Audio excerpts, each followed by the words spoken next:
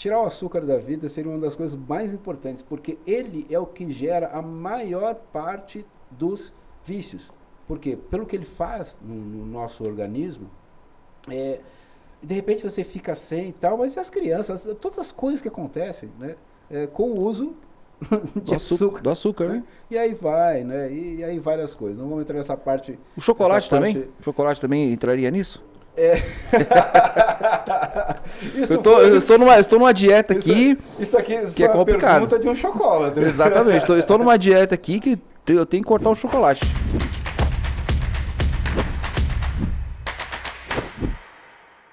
Olá, sejam muito bem-vindos ao canal da M7, o podcast da M7 Consultoria. Para quem não me conhece, sou Cristiano de Almeida, CEO da M7 Treinamento e Desenvolvimento. É um prazer tê-los aqui novamente em mais um podcast. Agradecer aí as visualizações, os compartilhamentos, as inscrições. Também não esqueçam de ativar o sininho, né? Isso é muito importante para vocês ficarem por dentro aí de todas as novidades. Também começando aqui o nosso podcast de hoje. Lembrando, se vocês quiserem, né? Se tiver algum empresário, alguma empresa que queira divulgar o seu serviço aqui conosco durante o podcast, embaixo no link da descrição vai ter aí a nossa área de marketing, onde você vai entrar em contato, ou dar um abraço em alguém, ou mandar aqui um alô para nós. Em breve, né, nós vamos estudar aí a questão do programa ao vivo, apesar que já o nosso podcast sendo feito assim, a gente já tem muitos erros, mas a gente vai tentar esse desafio aí futuramente, perfeito? Agradecer também o carinho de todos, os diversos e-mails que são mandados aí no contato, m7consultoria.site, né, os comentários também muito produtivos, né? Também a entrada no nosso site, então isso é um indicador aí que vocês estão gostando. Temos vários temas, né, que vocês nos enviaram, na verdade temas e também profissionais de diversas áreas que vocês gostariam de conhecer. Então, como eu disse anteriormente, né, nós temos aqui o fim do treinamento de desenvolvimento, da consultoria de empresas, mas o objetivo sempre desse podcast é trazer profissionais de outras áreas nas quais nós somos leigos no assunto e vamos aqui conhecer junto com vocês, perfeito? Dado esse recado, hoje estamos aqui com o nosso convidado muito especial, Jorge Larré, que é terapeuta, também trabalha na LGPD, né, trabalha com a LGPD, que é a Lei Geral de Proteção de Dados, também no mercado de trader. Pedir que ele se apresente, nós vamos falar um pouquinho de cada assunto. Espero que vocês aproveitem bastante e sempre no final nós temos uma mensagem motivacional. Jorge Larré, seja bem-vindo. Obrigado, Cristiano, pelo convite. Dentro do que você falou, né, das atividades, são várias realmente, que ao longo dos anos, mas todas elas são focadas no quê? Em desenvolvimento, tanto pessoal quanto empresarial. Te agradeço a oportunidade, estou aí para... Não, fica à vontade. Muito legal. Aí. Nós que agradecemos aqui a sua presença, né? Nós já tínhamos marcado outras vezes, mas por incompatibilidade de agendas, né?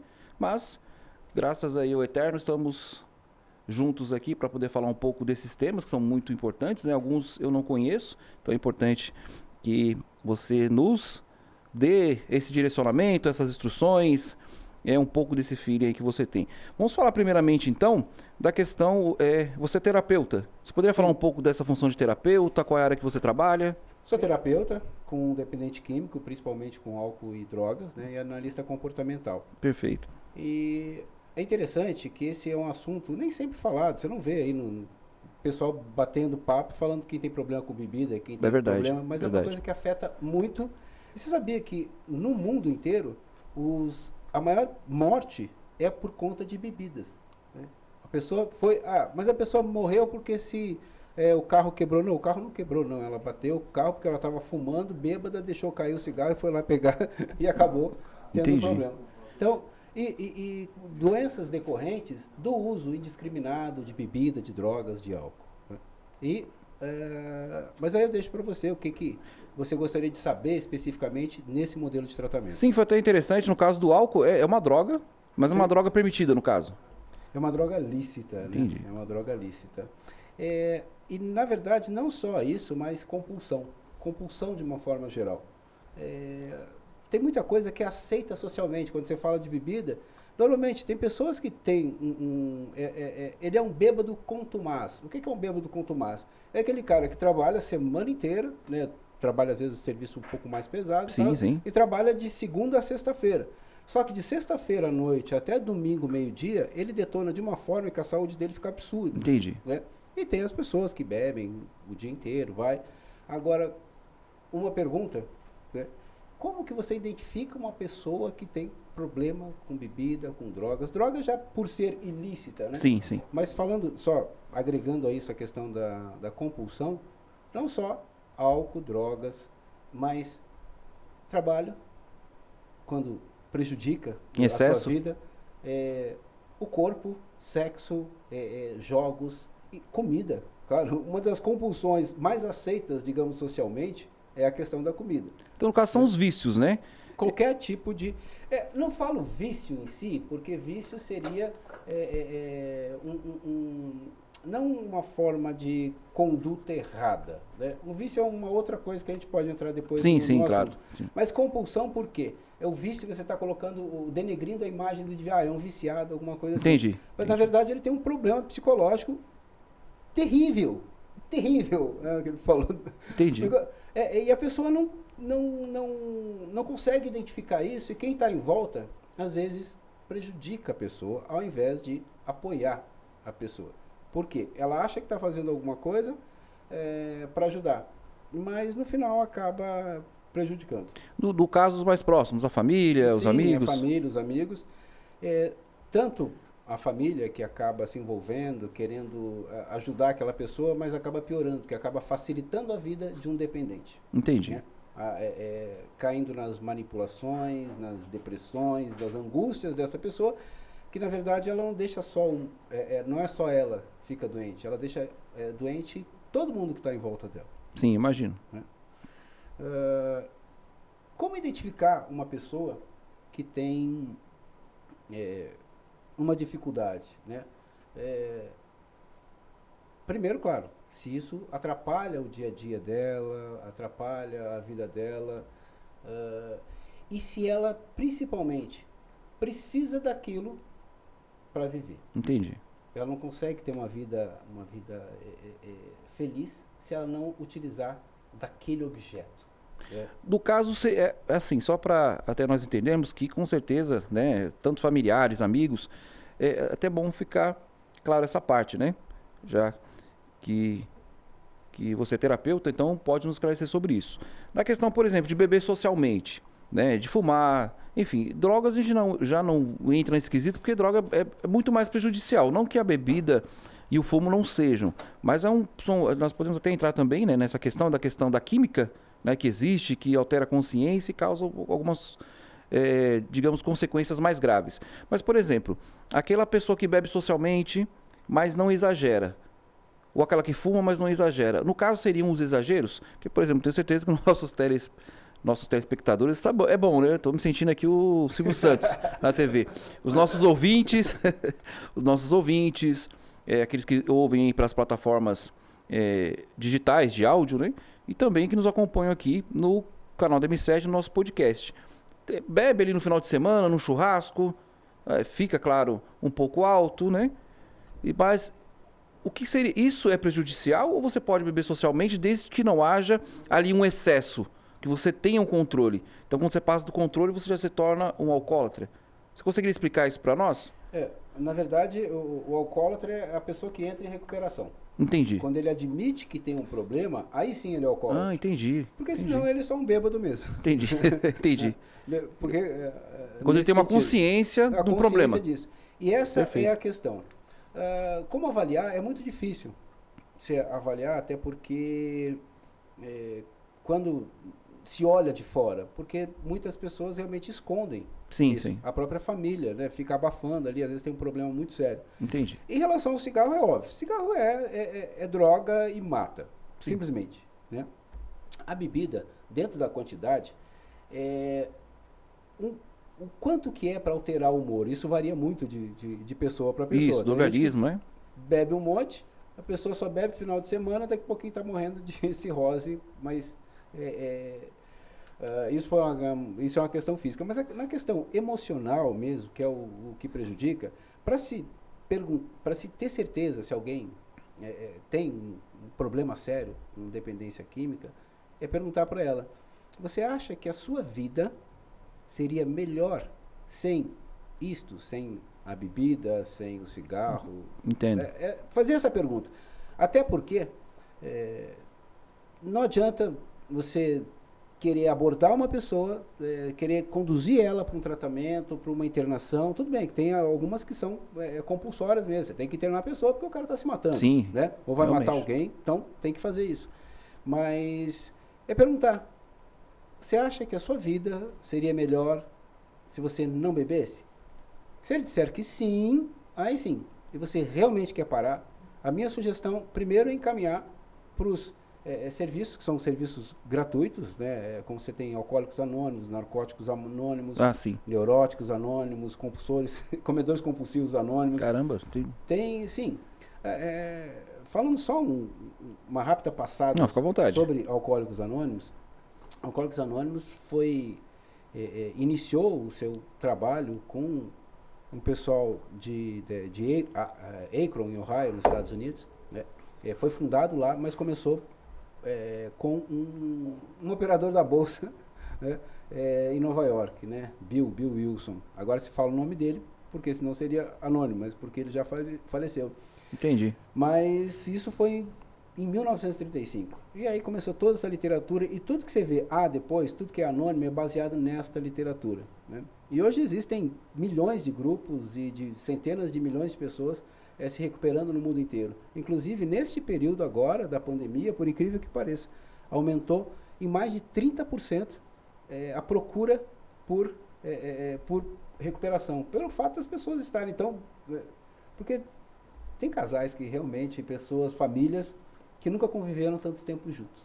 Isso é verdade. Quando descobriram, porque o cara sai cedo para trabalhar, a mulher sai cedo, só se vê à noite, só se vê em festa e tal, rapidinho. Isso mudou a rotina, né?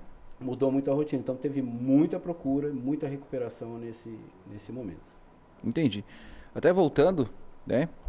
Como você é terapeuta, só ainda, voltando àquela questão, tenho certeza que nós deixamos aqui os nossos amigos aqui com a pulga atrás da orelha. Que, por exemplo, aquela pessoa que vai beber no final de semana no churrasco, quer ficar alegre, até aquele ponto é aceitável? Ou você, como terapeuta, pela sua experiência, né, com os dependentes químicos, que a bebida não deixa de ser, né, uma dependência química, né? Você poderia mandar uma mensagem para eles, para essas pessoas que têm essas dúvidas. Por exemplo, eu beber socialmente, eu fico ali alegrinho, aquela diversão, já paro. É normal? Ou você, normal. Ou você, por exemplo, fala assim, tem que parar de beber, ou tentar evitar os excessos, aquilo, beber demais, beber até cair, né? Vomitar, ter ressaca no dia seguinte. Seria mais nesse sentido? Olha, um pilequinho de vez em quando é bom, é gostoso. É saudável. É saudável um pilequinho de vez em quando. Quem nunca abraçou um vaso sanitário, né, não viveu ainda. Precisa. É verdade. Né? É verdade. Mas agora, quando isso se torna frequente, tem a pessoa que bebe de vez em quando, mas aquele de vez em quando, de se dedicar, de abraçar o vaso sanitário, começa a se repetir. Entendi. Uma pessoa que claramente embriagada, pega um carro para dirigir. Sim, sim. Né? Quando financeiramente ela começa a investir demais nisso, é o grau de importância que a pessoa dá para isso. Se ela começa a afetar as outras áreas da vida, os outros personagens que nós somos, né? Nós somos filhos, pais, irmãos, somos empresários ou empregados. Se começa a afetar qualquer coisa disso, na verdade, entrando no site do AA, que é aa.org.br, tem 12 perguntas que ali classificam. Se você responder 3 ou 4 dessas perguntas de forma positiva, há de considerar que você tem um problema sério com bebida. Por exemplo, interessante. Se você vai para um lugar onde a bebida, você sabe que vai ser uma bebida regulada e você fica já preocupado, ou você faz um esquenta antes de ir para a festa. Que é o que acontece aí, né, normalmente. Você faz aquele esquenta para chegar lá já e vai, ou você fica preocupado, ou tenta beber e isso, ou quando você vai fazer um churrasco. Primeira coisa, faz a conta de quanta bebida vai comprar e as carnes. Tem que comprar umas carninhas também, tem. Não, mas, é verdade. Era no churrasco ou era cachaçada? É o que geralmente acontece, é verdade. Entendi. Então, Isso se já perdeu um dia de trabalho nos últimos 12 meses por conta de bebida. Entendi. E mas a primeira pergunta que a pessoa pode fazer é ela, para si mesma, perguntar: você acredita que a sua vida seria melhor sem o objeto? Eu falo objeto porque isso serve para muita coisa. Sim, Só não serve para comida, porque não tem jeito. Verdade. Não serve para comida, não serve para trabalho, mas é o excesso disso, como você mesmo falou. E até na questão da bebida, é a questão também emocional. Né? Às vezes a pessoa tem problemas emocionais, ou traumas, ou algo do tipo, e ela vê na bebida uma válvula de escape. Sim. Né? Não vê a hora de chegar ali o determinado tempo, aí vai no excesso. Então foi como você disse, a questão da pergunta que é muito interessante, né? Eu posso viver sem? Mas às vezes a pessoa ela associa ali o seu bem-estar, né? Aquele escape, esquecer dos problemas, esquecer dos traumas, enfim. E aí acaba exagerando, porque cada vez vai querendo mais. Sim. Né? Às vezes as doses não são suficientes, assim, né? Que eu acredito, né? Sou sincero em dizer, nunca utilizei drogas, nunca tive esse interesse. Se eu tivesse, falaria abertamente, nunca tive esse interesse na juventude, nunca tive essa questão. Então nós também entramos na questão também da dependência química das drogas, né? Porque é verdade isso que realmente tem pessoas que são dependentes e pessoas que não são. Existe isso realmente? As pessoas que utilizam e conseguem parar, e tem aquelas pessoas que já são dependentes físicas, não conseguem parar e caem nesse abismo, e até na questão, tentam se recuperar? Em relação à dependência química, ela é muito mais séria, né? Sim. Em termos de droga ou remédios e tal, porque é uma necessidade, aí ela se torna uma necessidade muito... Tudo bem que a bebida ela é física, mas ela é muito mais psicológica inicialmente. Sim. Né? O outro se torna uma dependência física muito rápido. Né? Entendi. Como fala, todos nós, não sei se todos nós já bebemos, né? Mas quem já bebeu, as primeiras doses, ou o primeiro uso de droga é um twin. Né? A pessoa fica feliz. Agora, Entendi. O nível disso é que vai determinar se a pessoa vai continuar ou não. Mas você falou muito bem, você pontuou muito bem em relação à parte psicológica. Sim. Né? Que as pessoas têm isso. Né? Tudo bem, você não precisa. Vamos falar do cigarro, que é uma das coisas mais simples, né? Inicialmente, por que você experimenta um cigarro? Se você vê na realidade, o cigarro é um negócio fedorento. Exatamente. Te deixa com uma respiração ruim, o nariz entupido. Eu fumei, fazem 4 anos que eu parei de fumar.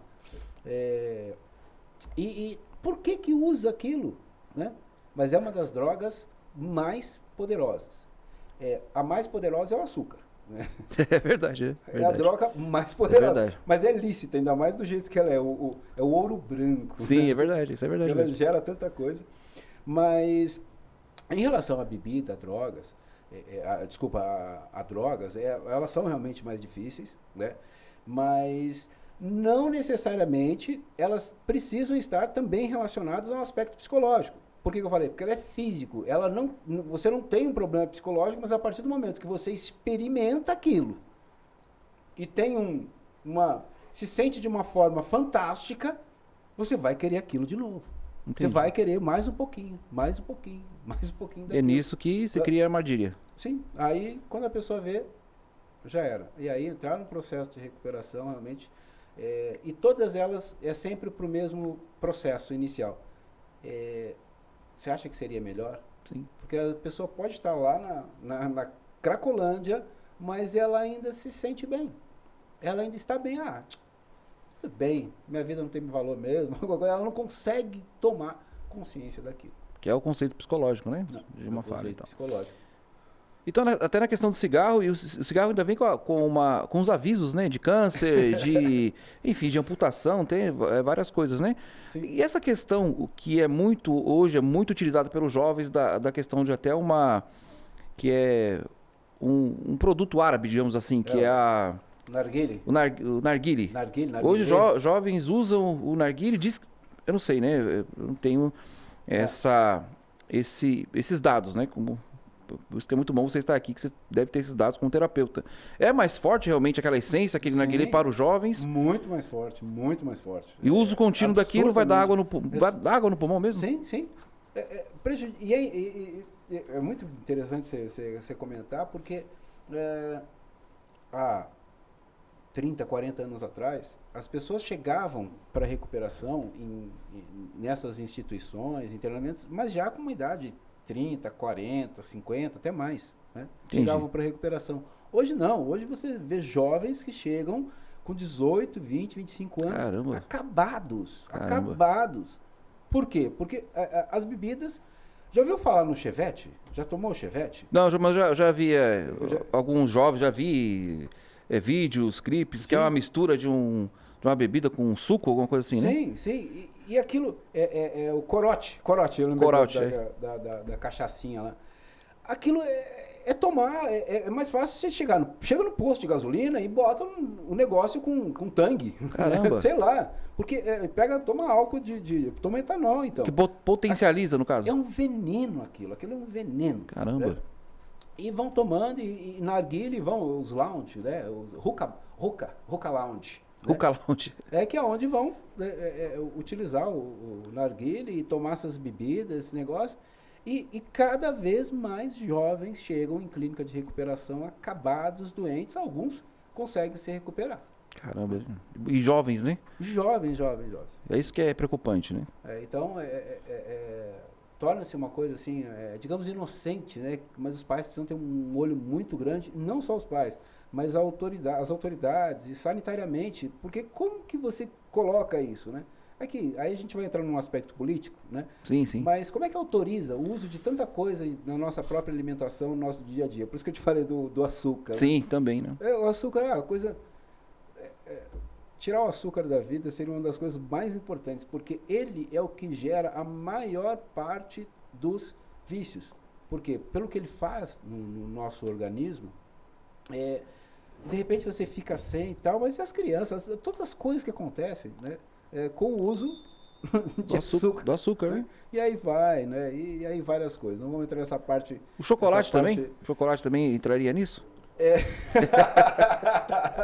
Eu estou numa dieta aqui. Isso aqui que é complicado. Pergunta de um chocolate. Exatamente. Estou numa dieta aqui que eu tenho que cortar o chocolate. De boa qualidade, 70% de cacau. Ah, sim. Aí sim. Então tem uma... Aí sim. Você está tomando... Você está cacau meio amargo, 70% de chocolate. Não dá para comprar aquele chocolatezinho que é só gordura e açúcar. Ah, entendi. Você já olhou nas etiquetas,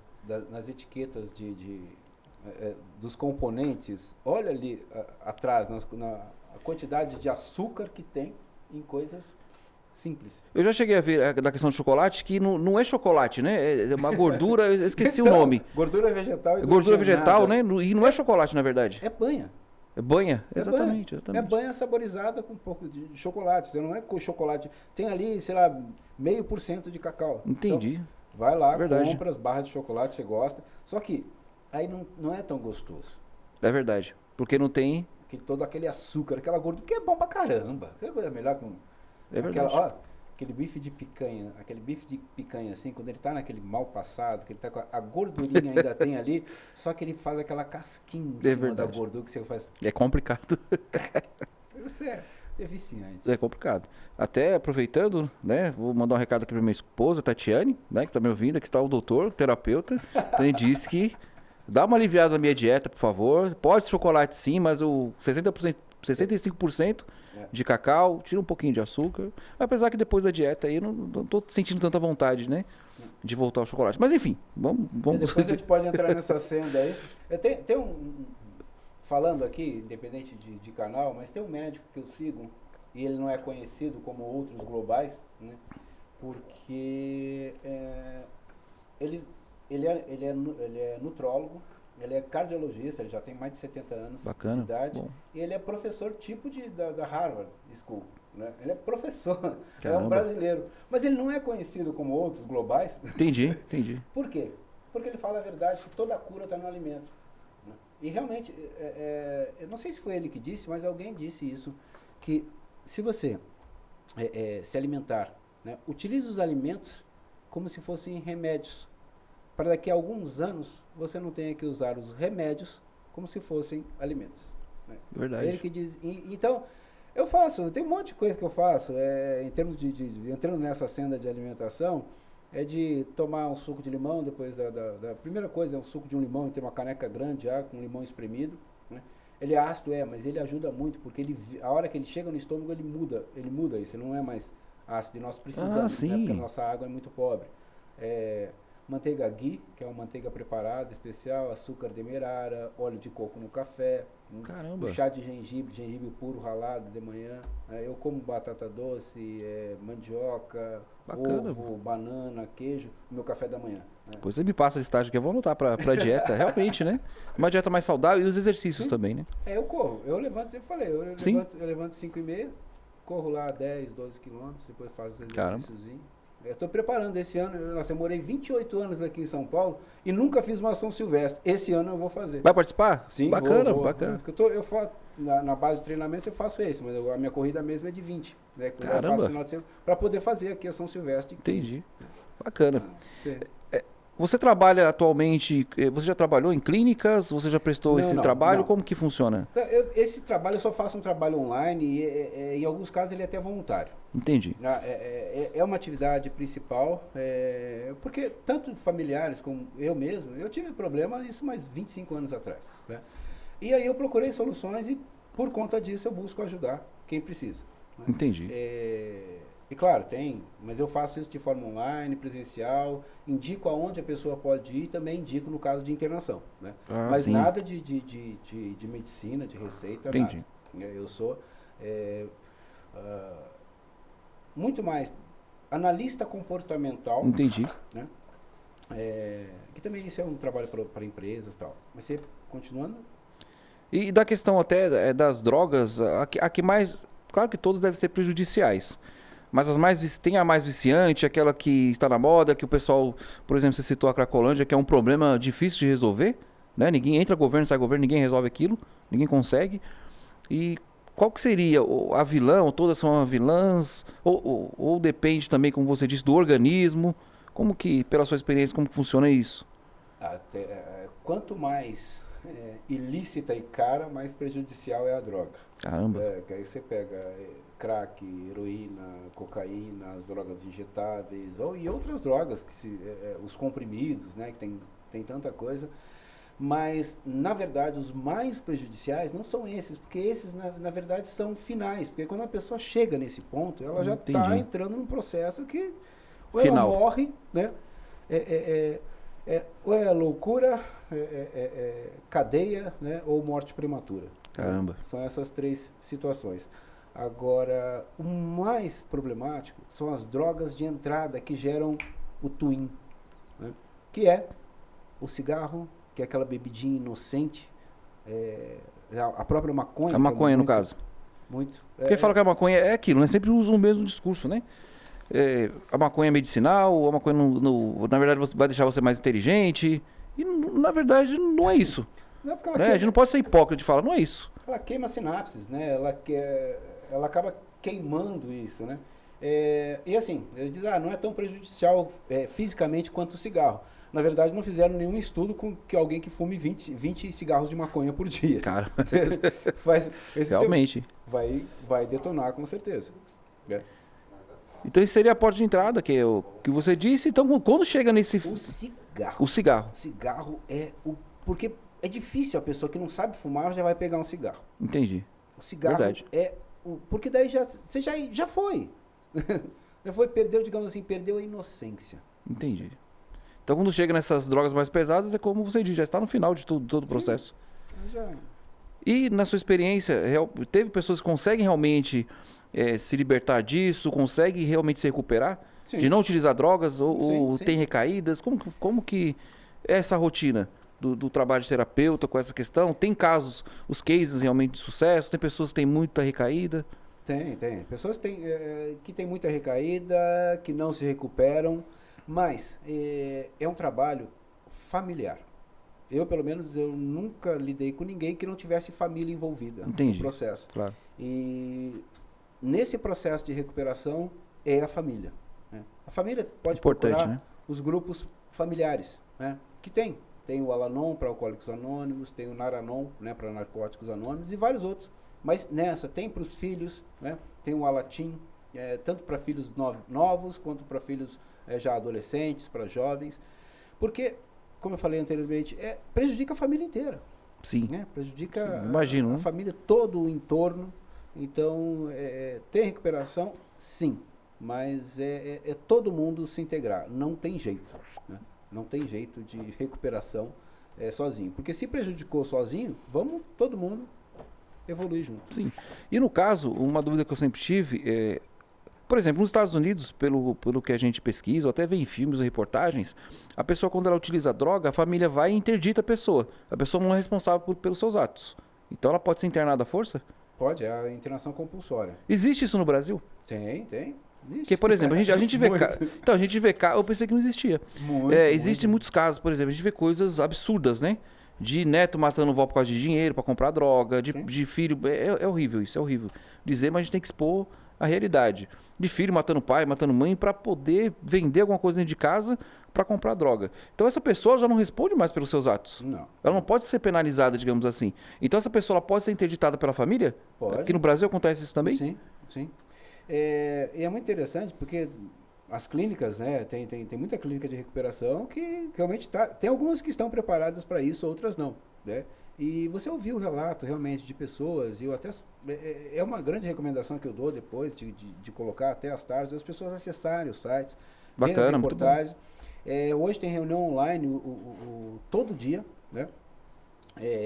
Como eu te falei, o aumento foi exponencial dentro eu falei 30%, mas não é 30%, foi 3 vezes mais pessoas entraram, né, em recuperação nesse momento pelo acesso online. Entendi. E foi impressionante o desenvolvimento disso. Né? Então tem revistas que tratam disso.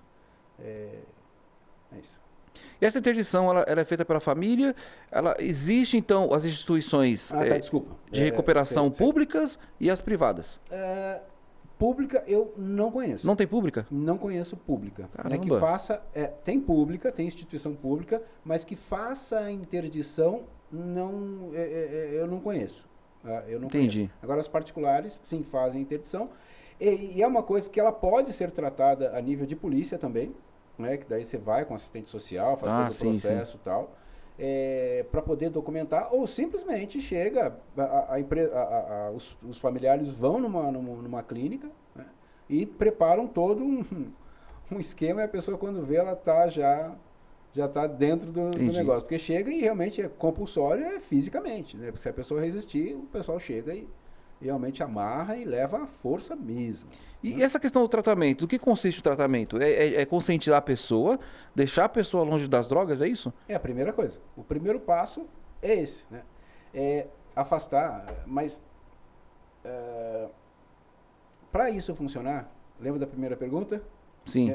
É a pessoa ter consciência disso. Você vai afastar compulsoriamente, a pessoa vai ficar longe, vai fazer um tratamento, baseado nos 12 passos, principalmente, as clínicas de 12 passos de Alcoólicos Anônimos. Entendi. Né? E o primeiro passo exatamente a pessoa admitir a sua impotência, né? Que ela perdeu o domínio sobre sua vida. Mas no caso da interdição, no caso da interdição, ela vai seguir o mesmo processo até que ela tenha consciência? Até. Entendi. Porque, como você falou, se a pessoa não tem condições, né, de conduzir sua vida, aí, nesses casos, inclusive, ela é medicada, né, toma remédios pesados, tal, para fazer isso. Em relação a isso, e não é nada bonito. Né? Eu imagino. Não é nada bonito ver as pessoas, às vezes... Abstinência, né, que fala. A abstinência é uma coisa, mas o processo em si, né? Entendi. Como que a pessoa... Porque, assim, uma pessoa abalada psicologicamente, por isso, até, toda essa questão da pessoa, só que ela não sabe disso, né?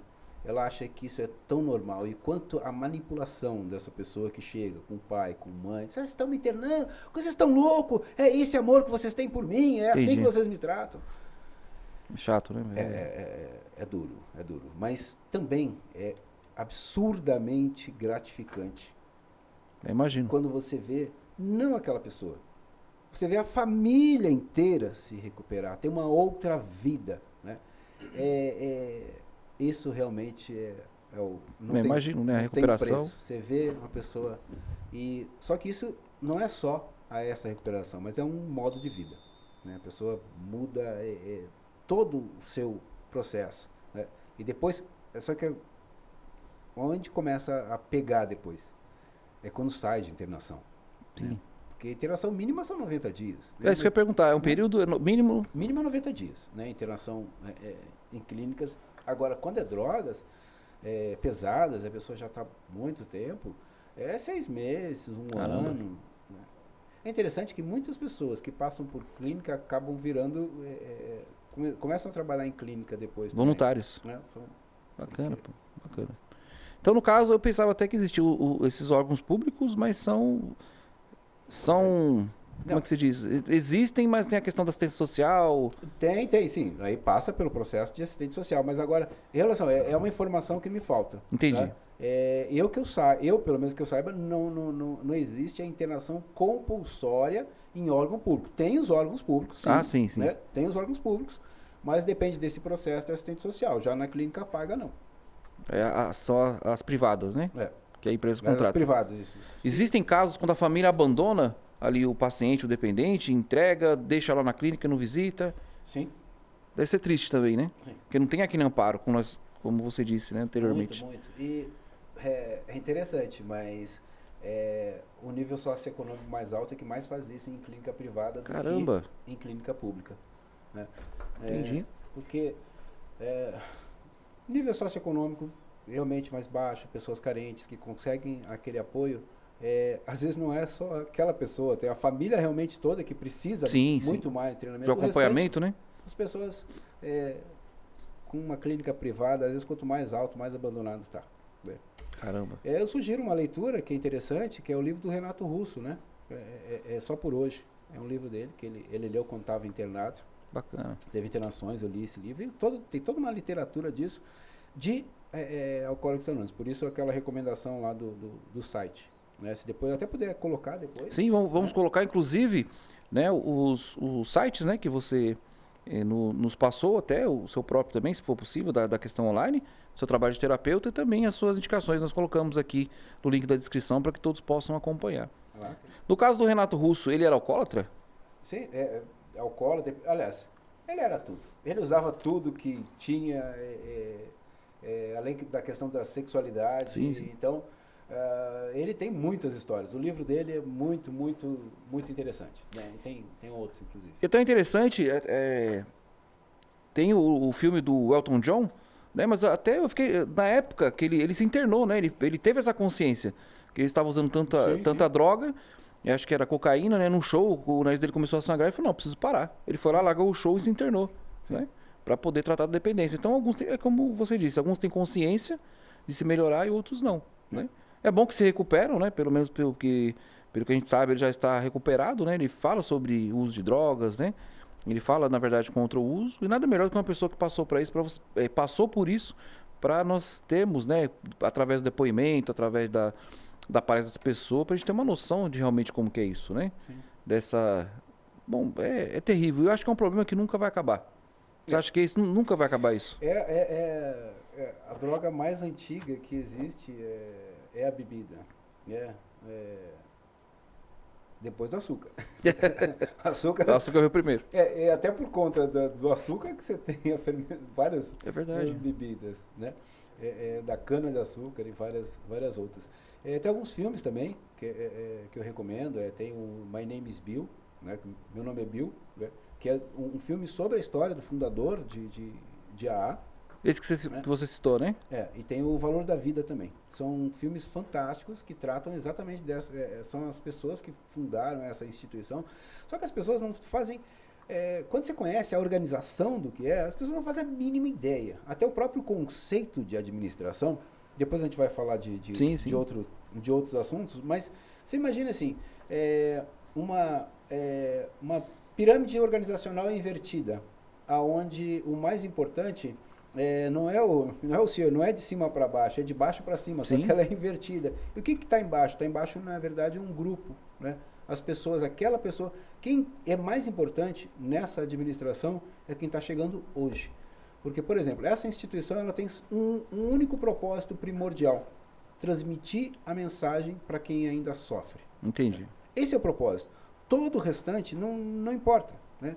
Todo tem que ser voltado para aquilo. Claro que tem todo um processo do tamanho da organização, tudo, mas o foco dela é esse, né? Ele funciona só por isso. Entendo.